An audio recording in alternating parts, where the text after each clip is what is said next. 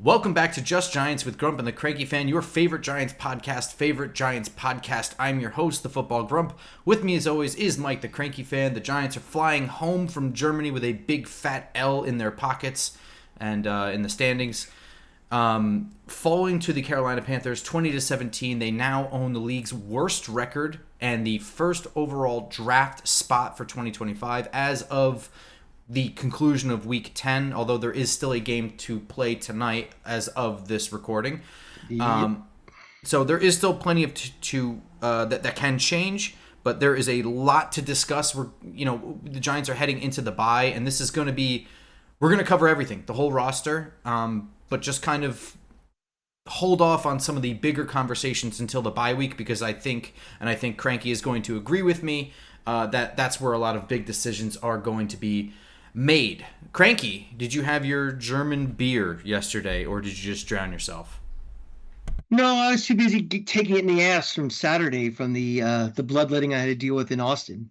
You think it's bad for us Giant fans. Imagine being a Gator fan when you're down 45-0 at halftime.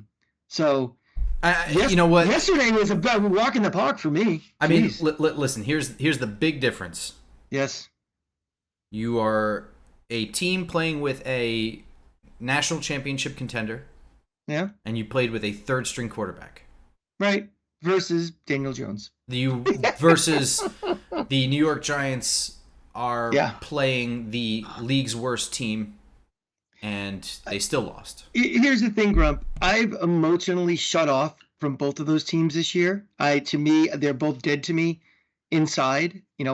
For the 3 hours while I'm watching each, I want them to win. But as soon as the final gun goes, I feel no remorse, no anger. I'm just dead. I have a black lung. My heart is jacked up as it is now. It's just dead for these two. So that is the state of affairs for the Cranky Fan right now, where I go through the indignity of getting my ass whipped on Saturday, getting embarrassed on an international stage on Sunday, and I'm just right now,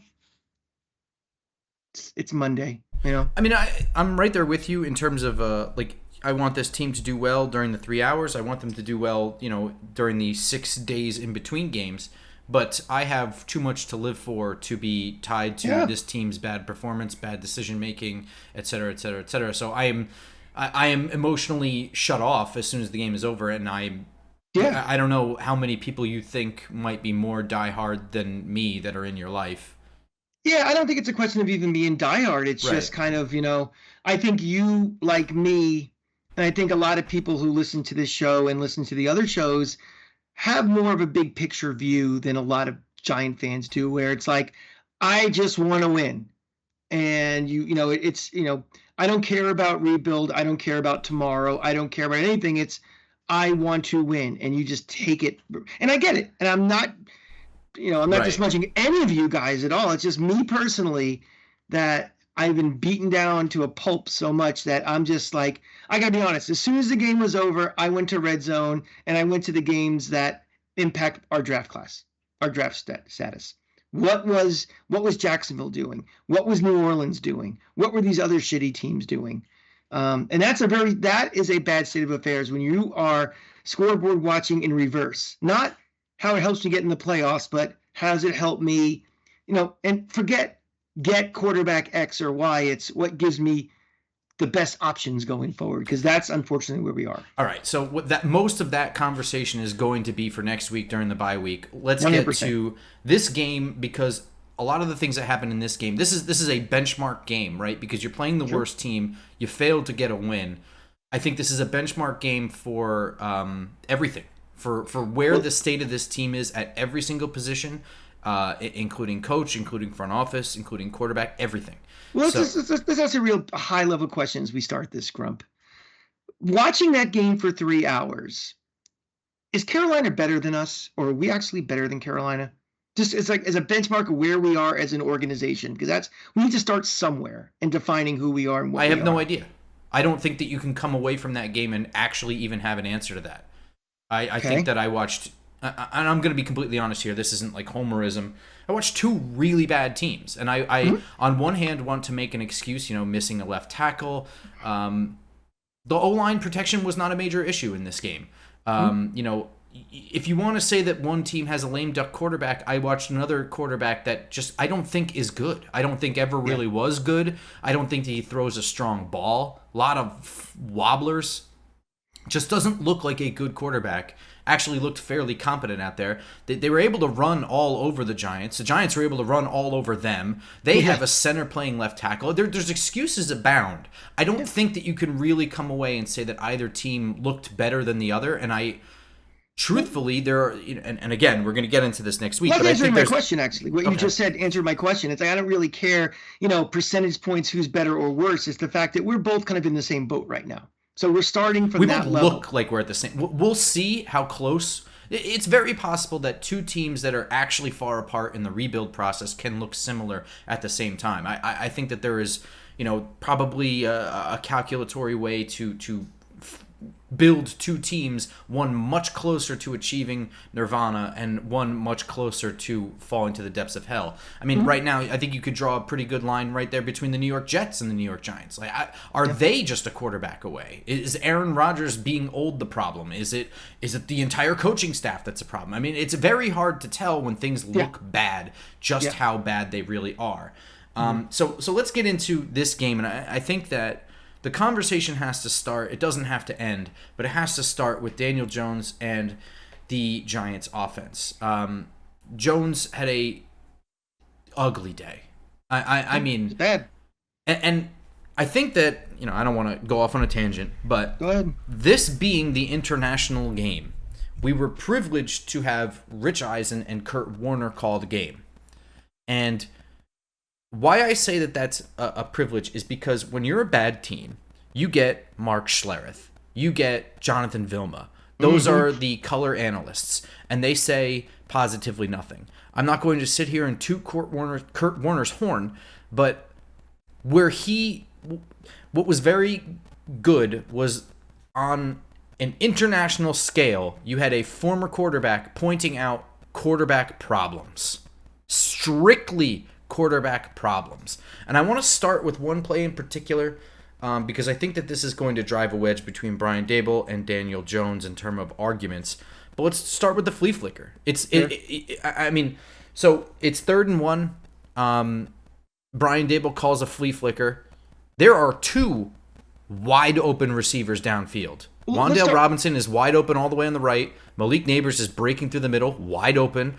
The Panthers were not ready for it, and Daniel Jones double clutches and then gets sacked.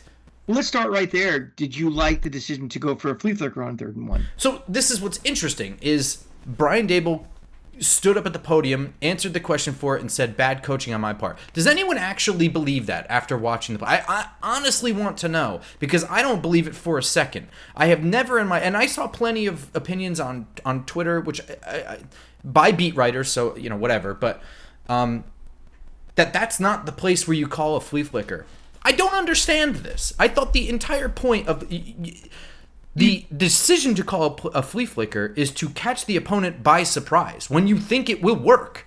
And it worked. The only problem is the player didn't throw the ball. Yeah. That was purely an execution thing. I mean, you can't blast Daboll for play calling and then coming up with a play that should work. And, you're right. The main objective is to catch them off guard, off balance. And we had two guys wide open as can be. And you can see it even in the, as you're watching the live shot, and then when Warner was doing the, his analysis of it, it's just like, look at these. There's two guys. I mean, how often do you have a play where you have two guys free to gallop after they catch the ball? Not often at all. I'll tell you when you catch the opponent by surprise. Yeah. And I think the most important thing is that I don't want to shift off of Jones onto Daboll, but I don't think that anyone in their right mind should be using this play call decision as an indictment of Daboll's ability to call plays. I think that if your team isn't shitty, you don't need to call a flea flicker on 3rd and 1 in any scenario. In fact, if your team isn't shitty, you almost never need to call a flea flicker to begin with. Yeah, well, here's my little thing. The only little slight caveat or counter to that would be is I don't think Dable trusts this running game yet as much as he probably should be. This team is running a lot better than I thought possible before the season started. And, and there's been a few situations we're in the red zone, going for two. It's like, line up and run the ball. And I think he still doesn't quite trust, this line or Tracy or whatever. And I think it's about high time that he kind of just, not that I'm saying it was a bad play call. I have no problem with the play call at all, but trust that this team can get a yard when it needs it. I think they've proven that they can run the ball pretty well, especially against a bad team like Carolina where they were having a lot of success. I don't disagree with that. I think that you're onto something there. I think that in the context of this play, I think that this is strictly Brian Dable has I want to pivot this back to Jones. So I think he believes that he is a quarterback that is incapable of making an explosive play, and therefore he must manufacture them in a factory. And that's what this was. I don't think this was about gaining the yard. I don't think that this particular play call, and I know you're not speaking directly on this play call, but I just, I don't think that he made this because he didn't believe that Tyrone Tracy or Devin Singletary, or even Daniel Jones for that matter, running a sneak or an end around or anything, couldn't get a yard. I think that he is positive they can get a yard. He's not sure that they can get a foot more than that. And they need to get yards. So what he did was he called an explosive play when he anticipated them expecting something short. And that was exactly the time to call a flea flicker, in my opinion. And that's what you want in a coach. You want a coach to put your team in the best position to succeed and to, tie goes to the coaching. If you have equal talent and equal abilities and you're playing equally, it's like create scenarios where you have an advantage. And that's exactly what he did on that play. So like I said, no problems at all with it, and that's kind of the coach we want. Yeah. So bringing it back to Jones, outside of that play, he routinely missed guys. He short hopped. Even some completions. I mean, a lot of the incompletions, a lot of what is quote unquote, not even quote unquote. I don't want to say that. A lot of good defensive plays seem to happen against Giants receivers. Is it because Giants receivers can't get separation, or is it because the ball was consistently placed not precisely? And I don't believe that a quarterback must always put the ball directly in the receiver's hands or in the. But when the ball is they should. Right. But when the ball is consistently behind them and they have to slow down or reach backwards, you are allowing the opportunity for defenders to get a hand in on a play more often than they should. And I think it's just a numbers game. There was one play in particular that Theo Johnson had an incredible catch for a first down. It landed directly in his hands while running at full speed. It led him and everything. The only reason that it was Daniel Jones was able to lead him is because he actually threw the ball behind him. The linebacker in front of the blade tipped the ball, and it went forward to where it should have been placed to begin with. We even commented on that. Like, if that wasn't tipped, that was possibly intercepted. Oh, yeah, by the trailing DB that did not have good position on Theo Johnson. So this was, on top of that, Daniel Jones had an interception in this game where he threw a ball directly in Jadeveon Clowney's helmet. That went straight up in the air and was picked. The worst part about that is that absolutely nobody was open behind it. At best, that was an incomplete pass. It was a horrible indictment for Jones. He had, I guess the best thing he had all day is he was slinging the ball downfield at times to open the game. They threw a long ball to Jalen Hyatt that was a good throw and ended up being a DPI. He ran the ball halfway decently too. He ran, and again, this is something that we're going to miss about Daniel Jones going forward. No matter where you stand on him, his toughness. I mean, once again, his ability to run and also lower the shoulder fearlessly and consistently get back up. This is the second week in a row in which he ran into a linebacker and the linebacker didn't get up. And can we just stop with he's just trying to get himself hurt to get the injury settlement, please? I've never seen that. That's ridiculous. Yeah, please. I mean, those are people that need to just get Twitter off their phones like I've done recently. I mean, really ridiculous. Yeah, that is very ridiculous. If you have such blind rage against a quarterback to start saying silly stuff like that, please just delete your phones. And delete this podcast too. Don't even listen.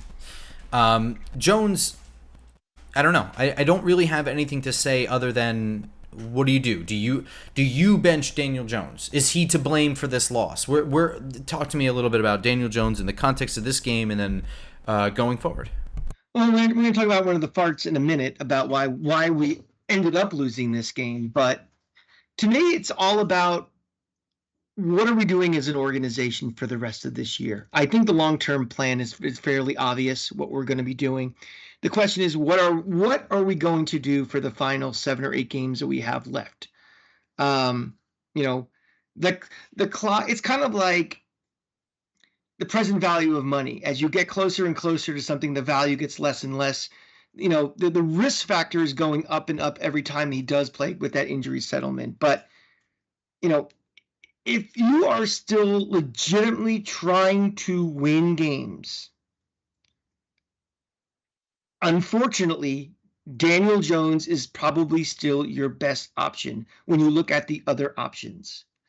If you decided that boat has sailed, we're not going to win a division, we're not going to make the playoffs. To me, it's fairly obvious that I think now is the time and what I would do is, with the bye week, I would get Tommy DeVito ready and play him. I don't think Drew Lock does anything for you for any of what your objectives are for the rest of this season. And if winning is no longer your objective is 2025 and beyond. Drew Lock is not going to be here next year. He's not going to be your backup quarterback. Tommy DeVito may become your number 2 quarterback next year. You don't want to risk the Daniel Jones, doomsday scenario of him getting hurt. I personally would take these next, 13 days or whatever it is and get him ready. The unintended consequences of playing Tommy DeVito are we keep losing. Sucks. I feel bad for all of us who have to go to the final 3 games or whatever at the Meadowlands and everything. But the unintended consequences, it gives us more options next April in the draft. And at least you are determining, you have more and more data points to say, is Tommy DeVito something that we should keep investing in and keep, coaching and growing to see if he can be a legitimate QB2 on this team? By that point, the more and more years he's in this offense, the more he understands it. So be it. Just playing Drew Lock is a waste of everybody's time. It really, really is. So, hot take. I think you have a better chance of winning playing Tommy DeVito than Drew Lock. That's true. That might be. And do you think that factors in at all? I mean, once you make the decision to bench Daniel Jones, who, by your own admission, gives you the best chance to win, you're now actively deciding to not do that. Do you go all the way and go to Drew Lock, who, and let's say this, because you still have 7 games left, okay? Yeah. So do you go to Drew Lock for, say, 3 of them, and then DeVito for just 4? You mean just to further the losses? Well, I mean, again, I want to make this kind of like a larger talking point next week, but this has been a year in which I think we've seen a lot of learned lessons from both Joe Schoen and Brian Daboll, and I think it's possible that one of the lessons that they might have learned is that being 6th in the draft order is just not close enough. Yeah. Well, I mean, Tommy DeVito still, doesn't beat out Drew Lock. Okay. So, I mean, in the coach's mind, if they really thought that Tommy DeVito was better than Drew Lock, when they benched Daniel Jones a couple weeks ago, he would have played. Well, they can't, though, because he was the emergency quarterback. I think he can only go in if there's an injury designation for 2 of them. Okay, fine. Then Drew Lock wasn't the guy that was fair. The injury designation then. So let's take it that way then. So I would say, I think in the coach's mind, they think they have a better chance to win with Drew Lock. Okay. I think... I don't know if I agree or disagree. I got to be honest. I don't know. I don't know if I agree with you either. But I'm just. It's been at this point. It's been like 360 days since I've seen Tommy DeVito do anything. So yeah, and we all have a little bit of a rosy like the Green Bay game and everything, but he stunk last year. The offense stunk with him. Again, yes and no. I do think that there is some level of confidence issue with Daniel Jones. I think that flea flicker is indicative of that. It's not that he can't make that throw. I don't think it's that he didn't see it. I think it's that he didn't trust what he saw. And I think at this point he's so afraid to make catastrophic mistakes that he And you can see it on the passes he does complete. It's like the guy was open for like 3 whole seconds before he got the ball, and you just see Daniel he needs to be sure now, where he didn't used to have that reckless abandon. He had reckless abandon when he was a rookie coming to the league, etc. I wonder, I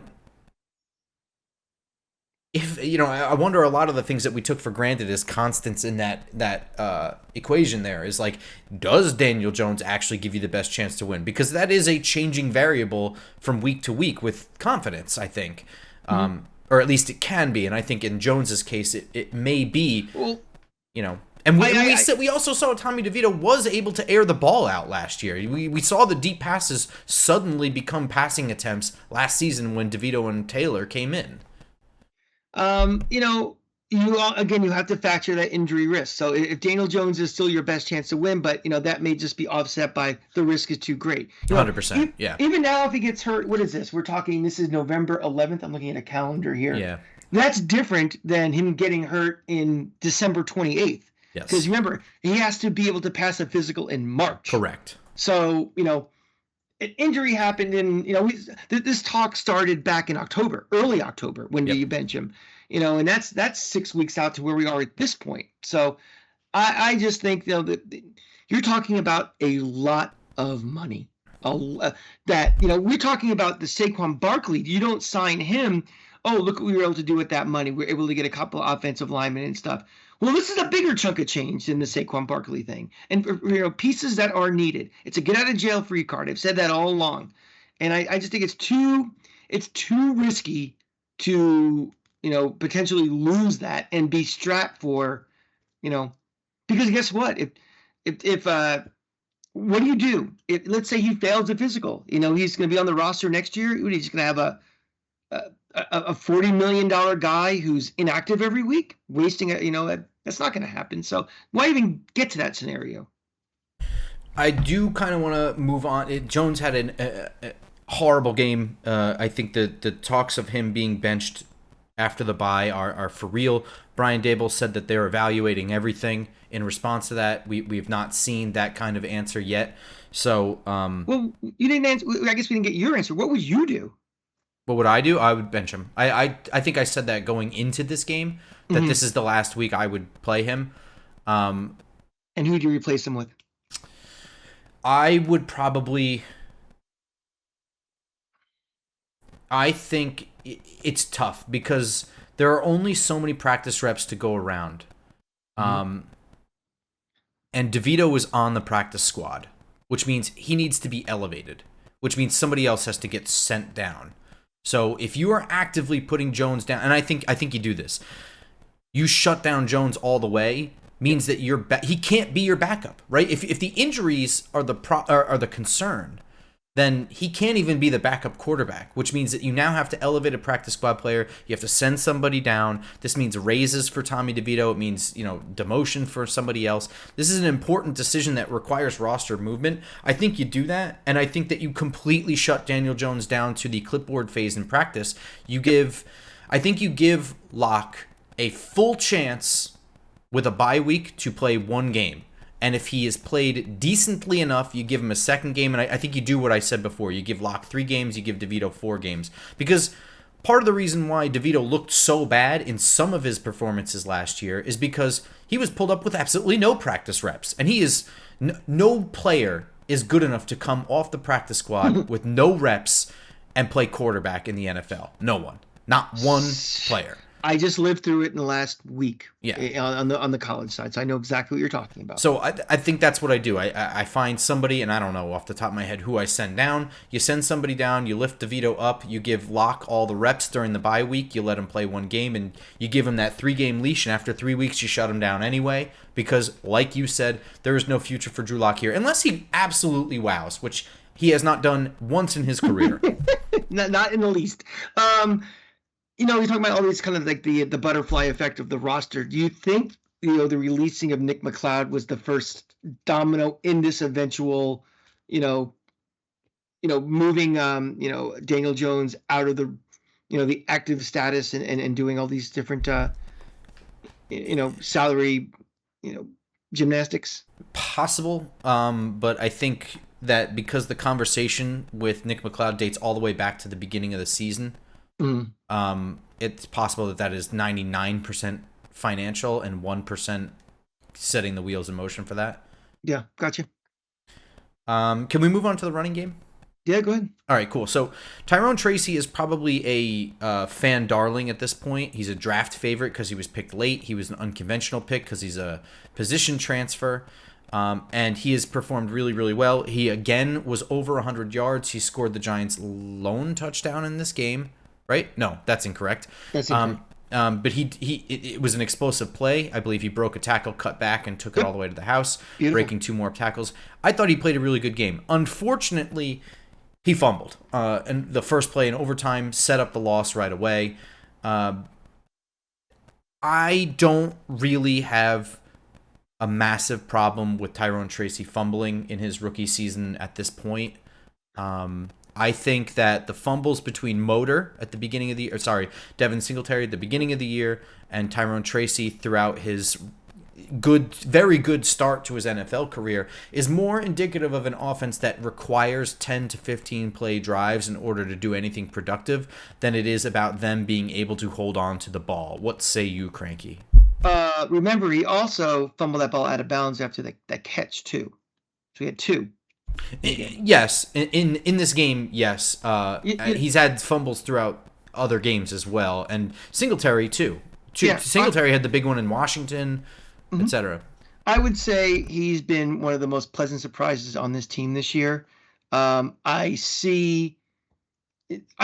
things I see kind of remind me, I'm not comparing, but remind me of the things that Barkley did. That long, the breakout touchdown kind of reminded me a little of Barkley, but he gets a fart because you simply look at the fumble itself and look how he's holding the ball. It's out here.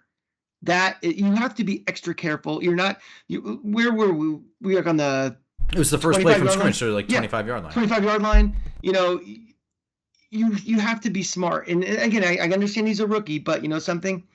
And I feel bad that he felt bad. I felt bad he was crying. But if you say, is there one play in this game that cost us the game? That was the play. So I'm a harsh grader on this. I give him a fart. But I am very excited to see him play next week and the rest of this rookie year and going forward. But unfortunately, he gets a fart for me. I mean, that's okay. Farts dissipate into the air. Farts are not forever. You can absolutely come by this house tonight, Noah.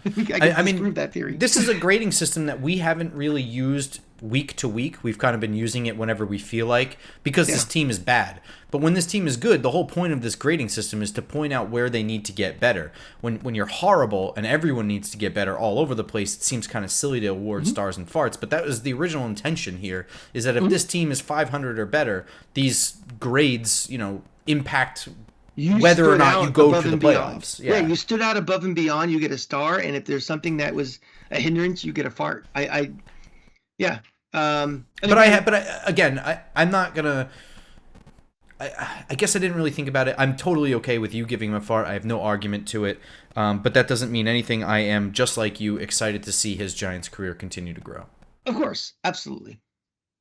I want to switch over to the wide receivers. I thought Wan'Dale and Malik Neighbors had their normal good games. I think if there's one thing you can say about Wan'Dale, it's that his stats about how far from the line of scrimmage his catches are or whatever are clearly not an example of what he can do, but simply what this offense must do to help its quarterback. We saw him get open down the field multiple times in this game. We've seen it in the past as well. So, I mean, at this point, that shouldn't be an argument. I was annoyed that people were saying things like that about Wan'Dale throughout this season. Like, he's got to step it up. He's only doing this. This kind of thing I was hearing in the crowd. I've seen on Twitter a little bit. I think that's annoying. I think that's very much this quarterback sucks, and they're designing an offense where a lot is by the line of scrimmage. Regarding Jalen Hyatt, this was, as we said going into this game, a big game for him, and I thought that he acquitted himself pretty well. I think on the first play from scrimmage for the Giants, he was open downfield. That pass was relatively on target, although it did have a little bit of air underneath it. He drew a very good DPI. I thought he sold it well as well. And then later on, he had a dig route that they completed on that was like 20 yards downfield as well. I have in my notes, low bar, low sample size, but the second best game of his career. Didn't he have like a 100-yard game last year? Yeah, and I think it was like 2 bombs from Tyrod Taylor. Exactly. But, I would agree with that. Yeah. I mean, it's kind of, he's not going to go from being, a shunned receiver to being an all-pro overnight, but, we want to see progress, and we want to see, and, again, that's what we're looking for. We're not looking for the rest of the season for wins and losses. We're looking for evaluation. I mean, evaluation is the key to the final third of the season, and seeing, get him on the field more and see what he can and can't do. Can we pick his bones and see if there's anything we can do with this guy?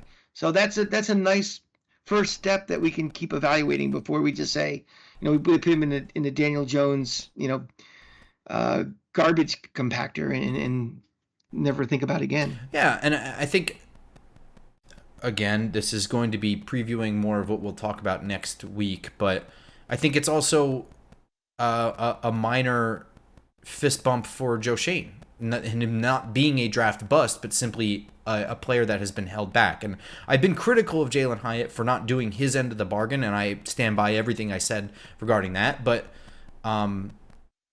he is not a completely useless player, and he kind of showed that in this game, I think. And to your credit, agreeing completely with what you're saying, you wouldn't. It may be a low bar, and maybe this is his second best game of his career in the small sample size, but that's fine. I mean, I wouldn't expect someone to go straight from the tricycle to a Ducati. So,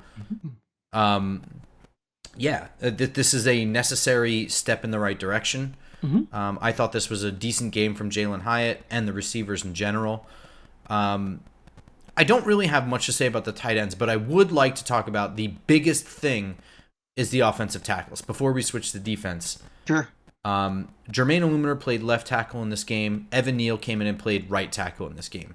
I rewatched this game because I was watching all over the place, but you had texted me during this game that every time you decided to watch Evan Neal, he lost. So I was like, you know what? I should rewatch the game and watch specifically Evan Neal. I didn't think he played all that badly.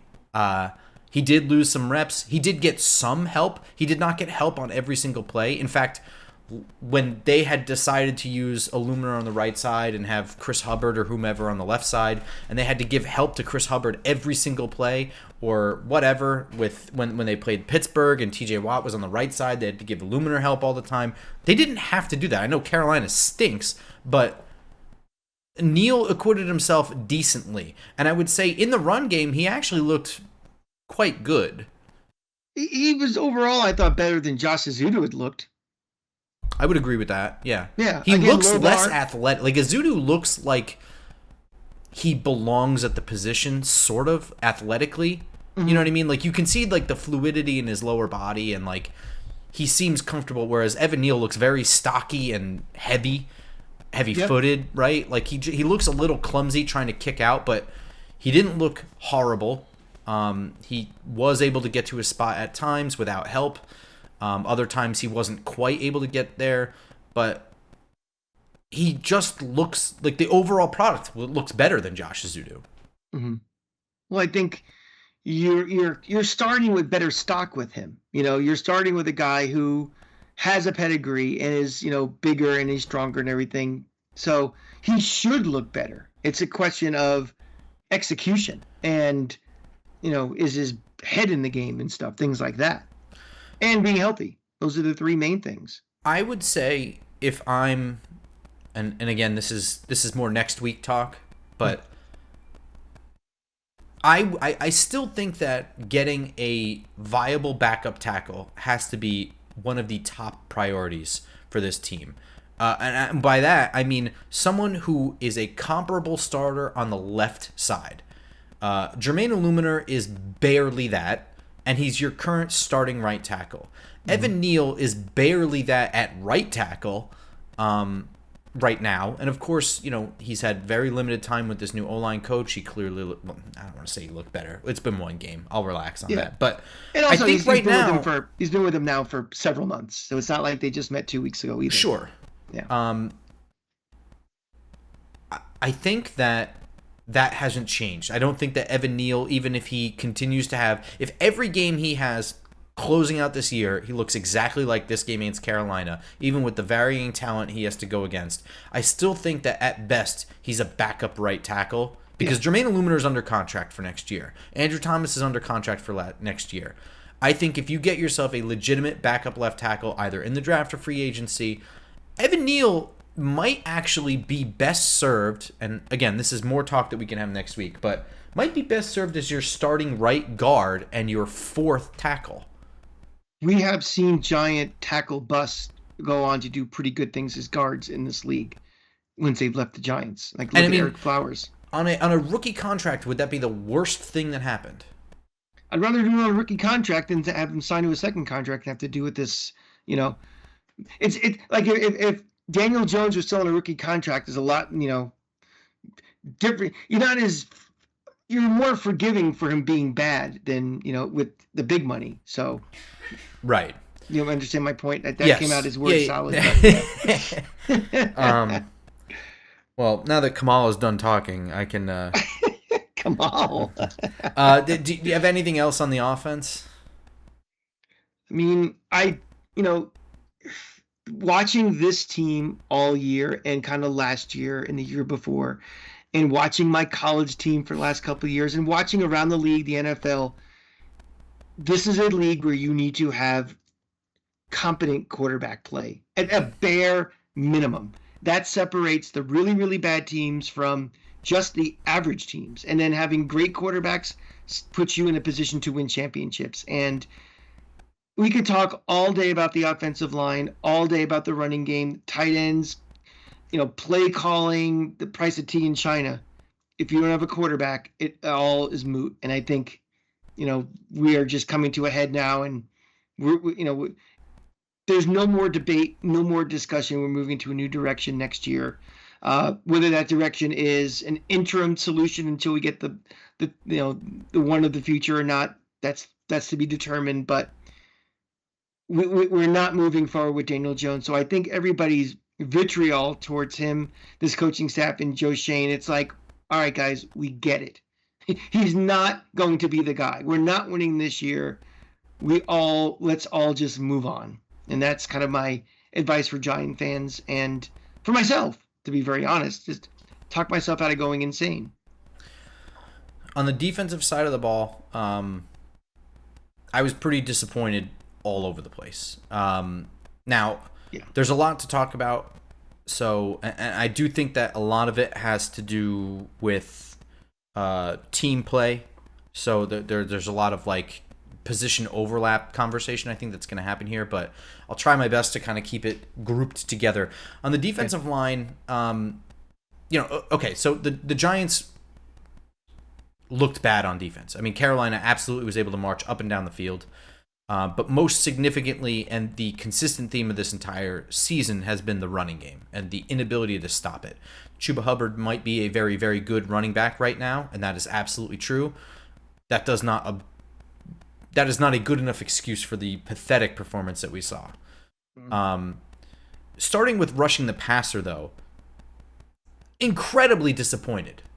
I mean, you have a center playing left tackle in Brady Christensen, and the only sack that this team was able to register was on a rollout in which Brian Burns was turned loose, and it was essentially a coverage sack. Into him, basically. Yeah. I think that speaks volumes to the need to upgrade the defensive line despite it being a strength, just from a roster standpoint. It's a strength but thin, basically. Yes, too. Correct. Yeah, I mean, it has been a repeated point that teams like to run right up the middle the moment they see Dexter Lawrence get off the field. Mm-hmm. We've said it 7 times on the show this season. And this was not a problem last year with the same, actually a worse defensive line, but a deeper one with guys like Ashawn Robinson, who ended up being a hero for Carolina in this game. Yeah. These kinds of guys that were able to spell Dexter Lawrence, they were not this bad against the run. So there's clearly a depth issue. I understand Thibodeau is a much better edge defender in the run game than Azeez Ojulari. And I think this speaks to the Azeez conversation that we were kind of having. Do you trade him or do you sell him? I think that the injury concerns and his inability to play the run really, really well, I think it's maybe folly that he's going to get. It might be folly to assume he's going to make over $8 million next year on the open market. Sure, a contender, if they have tons of cap space, might be willing to overspend in that amount, but it's pretty clear that he is a third edge rusher. He just is not good enough against the run to be trusted being a starter. He has to be in there in pass rush situations. And if the Giants can have him re-signed for, I said that my limit was $6 million, it may be less than that. You know what I mean? Like, he still has to get out of this year healthy. That's true. I want to backtrack one little second. We've been talking about personnel specifically with the defensive line and why, it's been worse than last year. Are you noticing anything schematically that we're doing, since we flipped defensive coordinators, that, the scheme isn't as good as it was for stopping the run? Or is that going to require some film study? Schematically, I don't think so, though it's all kind of different when you move from like a 3-4 where I don't really understand what anybody's doing pre-snap, and then they kind of completely change what the look is post-snap versus this very straight up 4-3. It's all kind of different. I would say that this is much more straight up, and that lack of confusion on a down by down basis is probably the biggest factor. You know what I mean? Like, I think that this straight up approach exposes the personnel to their strengths and weaknesses, and we are seeing a weak linebacker group and an even weaker, like, contain. Like, if you notice, like, okay, Dexter Lawrence comes off the field and they're able to run right up the middle. That's a common story. We've heard it enough. But, like, there's times they're able to run right up the middle even when Lawrence is on the field, and they'll just triple team him, and then they expose, Bobby Okereke in the run game, unable to make the tackle in the hole, and they get 6 yards out of it or something like that. But most what I see is outside stretch runs where the corner and Brian Burns and Azeez Ojulari are getting pinned in. These are weaker edge rushers, just in terms of strength. They're more speed guys. Speed guys. They can be also gamed a little bit with their speed. They can kind of game them into taking a wide angle and leaving a big rush lane. I think another thing is the corners crashing down really, really badly. In this game in particular, and I don't want to drift too far into personnel, there was a lot of run game stuff, I think, bad angles from secondary members like safeties and corners doomed some plays. The depth at this point in the year, there's nothing you can do about. So if teams are going to run up the gut when Lawrence is off the field, I don't really know what you can do about it at this point. But so there's like some margin of acceptance, I think, with the run game. But the things that can't happen are things like the edges getting pinned in, the corners taking horrendous angles. We can't have the guys what they do best failing. We understand that there's holes. We understand his inadequacies are going to be exploited. That's fine. But when you have quiet games from, the Brian Burns of the world and that stuff, that's what's frustrating. Sure. And I think another thing is this defense is going to require a real, true linebacker to play opposite Bobby Okereke. I hate to pick on Micah McFadden because I think that he is a talented enough player to play in this league. But I think in this defense where guys need to stand on their own 2 feet and they can't allow the scheme to help them out, you need somebody better in coverage that's also just as good as he is in the run game. We need better talent than good enough to play in this league. You just said it right there. That gets a lot of the problem with this roster.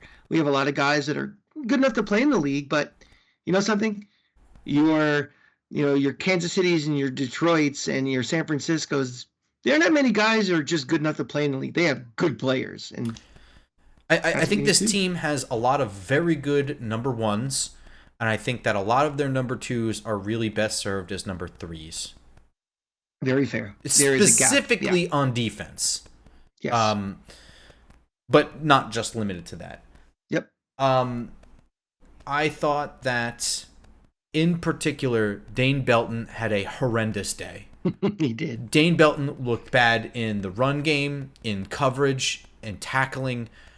And again, I hate to shit all over a guy who does have a skill set that can help this team, but he is not. He's a dime safety at best. He is not a starting safety, and I think it goes to show just how good Jason Pinnock is. And I'm not trying to, elate him too much, but he's an unsung guy on this defense. Just being in the correct spot is such an underrated part of playing safety. I mean, it's easy to just fall in love with Sean Taylor lighting people up or Ed Reed picking people off 25 times. Yeah. Sometimes throws aren't made because guys are good. And don't forget, Jason Pinnock is very good in coming screaming down in the run game. And he's also pretty good at the catch point in just being a defensive back. I think that this showed how important it is for this team to get a safety. It's not a position that I've heard a lot of people complain about, but Tyler Nubin is clearly still learning.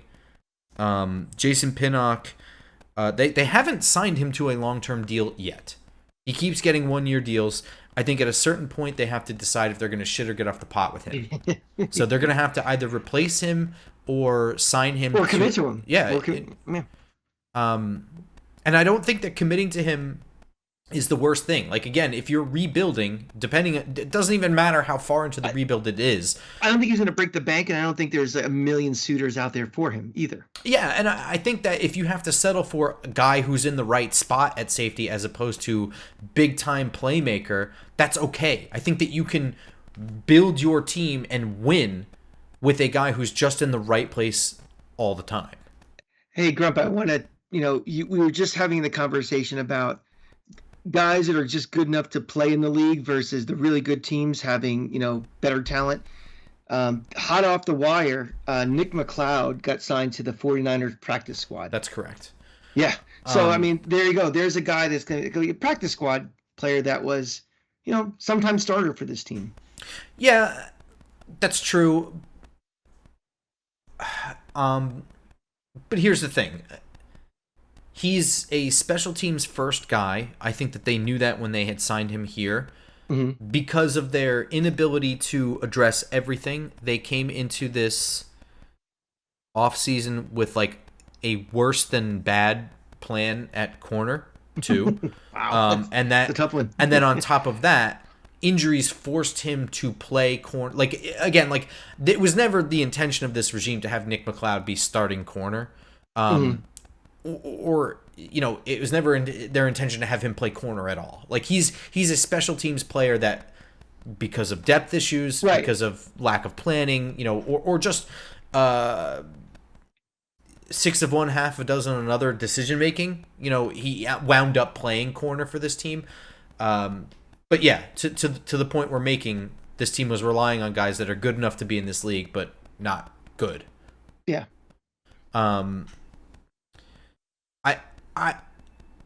I hesitate to get too pissed off about the defense for a couple of reasons. And the reasons are that this regime, in my opinion, did the correct thing and dumped most of their offseason assets into the offense, specifically the offensive line. They gave Daniel Jones a 0% margin of error. There is no way to blame any of the failings on anything on offense other than Daniel Jones' inability to do things. It's very difficult. Like, you have to do a lot of mental gymnastics to blame any of the offensive problems on anything other than Jones. Now, at that expense came the defense. And so, like, going into this year, I said it 100 times, I want to see the offense have progress. I don't care if this defense that they've constructed for this year gives up 30 points a game. That's okay with me because I know they didn't invest in it. Well, I'm also at the point now that we're week 11, week 12. They are. Yeah. I mean, this week you're going to be pissed. Okay, maybe because it's Carolina and it's they're the worst team in the league. You can be a little extra pissed, but it's like I get pissed when I see things out of the ordinary or unexpectedly bad. And this was not a wow. This was a shockingly bad defensive performance. I mean, we saw a rookie running back kind of take it to us a little bit. We saw other running backs take it to us a little bit. We didn't all of a sudden turn an ugly ducking quarterback into, No, he didn't look good. Joe Montana. That didn't really happen. It was just, to me, it's just, and again, part of it because I'm emotionally dead, but a lot of it is like, this is what we are. And, this was kind of in that realm of expectancy of what this defense is. So is it bad? Yeah. Am I mad at that performance? Nah, I kind of figured this is what we're going to be. It sucks, and I'm not condoning it, but that's just kind of what we are. I mean, yeah. And the other thing is, going into the season, they have issues with starting spots on some spots in this defense, but where did we think they were going to be once you had starters out? You have a starter off of the defensive line, a starter from the back end not playing. What did you think was going to happen? It's not like they were deep in depth, but they just didn't have starters. They had a decent group of ones, and they had no twos. Right. And we were changing a defense because we changed defensive coordinators too. There's always going to be an adjustment period as well. I had a grace period for this defense looking like shit all year. The fact that they're leading the league in sacks is insane to me. That's actually encouraging because personnel-wise, this defense should be terrible, and they're not. They're terrible in a lot of specific spots, but the fact that there's any glimmer of hope with the personnel that they have right now should be encouraging. Well, we're gonna talk next week, spoiler alert, about the bigger picture things, the general manager, the head coach and all that. But yes, we didn't do that much on defense with the exception of a big ticket item. Correct. With Brian Burns, and the returns on Brian Burns collectively has made that leading the league in sacks, and a big part of it is his production and what he does to impact the rest of the defensive line. So, we'll get into more to our evaluation of Joe Schoen next week, but that is a data point that is certainly in his favor. I have really nothing else on the defense in this, but I do want to talk about one other player that deserves a fart on special teams. Oh, go ahead. You had said that Tyrone Tracy deserves a fart because if you were to pick a single play that lost them the game, it would be his fumble. Yes. I would counter that with a side fart. Okay. In the missed field goal from Graham Gano. If Graham Gano hits the field goal that he missed in this game, now granted 43 yards, but also not 63 yards, 43-yard field goal that he missed, this game doesn't even go to overtime. And, it's okay. It's forgivable that kickers miss kicks.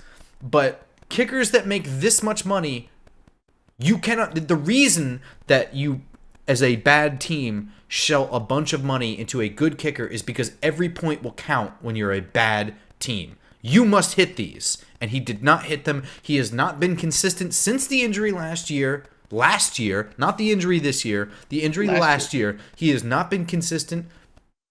It's done. It's got to be done with Graham Gano, right? Grump, the few times this year we've done our top 5 needs going into the offseason, I've always led off with number 5 as field goal kicker because, his production is down and we're spending way too much money for him. So, yeah, I completely agree. This is just self-validation for me that, he... Spending that much for a kicker is a luxury we can't afford, and B, we better get the production out of it. We're not getting it. He's either not available or he kind of sucks now. He's unreliable. So here's where my thought process is. I would have liked to have seen Jude McAtamey continue to play in this game until you give me a reason why he should be benched for the guy who just came off of injury. Now, I understand cleared from injury means cleared and that he's able to go and he's able to do his job. I get what that means. But I don't see why... Here's the only thing I can really say as to why it makes sense to make this switch is because you're in full franchise evaluation mode. And if Graham Gano is on the chopping block, it's time to figure out if you want to keep him or not. Now, here's where I enter into my insufferable part of the year where I start talking about football that exists beyond the NFL. Some of the best kickers in this league came out of the UFL for fucking peanuts. No money. Very, very cheap. Jake Bates, Brandon Aubrey. These are some of the best kickers. The household name of Justin Tucker has been super unreliable this year. Maybe it's time that we do some analytical and, find the diamond in the rough kind of players and dig out of the UFL. It doesn't matter if you don't end up signing them, but bring them into camp. Have a legit battle. They're so cheap. This is money found. And that's also a position that is the most convertible over from a league like, the UFL to the NFL. Absolutely. Brandon Aubrey before the UFL was an MLS player. It took him 2 years to become one of the best kickers in the NFL. Yeah. It's not like we're trying to get a left tackle who played for the Michigan Stars. Exactly. I'm not advocating for that level of insanity. I'm not saying sign the best quarterback from the UFL to be your quarterback. But this kicker is very transferable. Kicking's a kick. It kicks a kick. Yeah.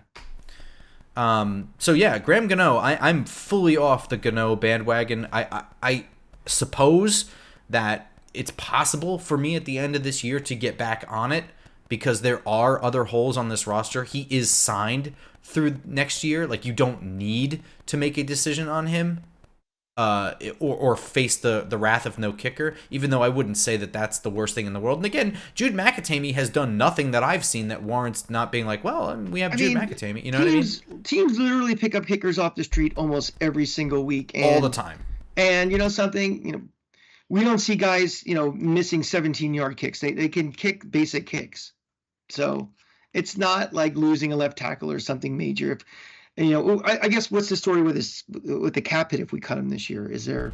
It's bad if we cut him this year, but after this year, it is not a problem at all. They save money. So to me, I need an argument to keep him, which I have not heard one yet. Sure, I agree. And the less Knowles on this team, the better for me. So I can sleep better at night. Well, I don't think they're going to get any Knowles off of this team. Well, here's something crazy, Grump. You're really playing them next week, right? 2 weeks. 2 weeks. A real sidebar, but this is a little fun fact. All of the college and NFL teams in the state of Florida this weekend went 0-11. USF, UCF, Florida Atlantic, State, Florida International, State, Miami, the Jaguars, the Bucks, Bethune-Cookman. Oh my gosh! All lost. 0-11. I'm running out of other Florida. Yeah. Is Jacksonville State? No, that's in Alabama. Yes, you're right. Okay. Yeah. Yep. So I remember they beat Florida State a couple of years ago. That's why I know them. But yeah, 0-11 for the state. So you can say whatever you want about that. I'll leave that to people read between the lines. But yeah, take that, Florida.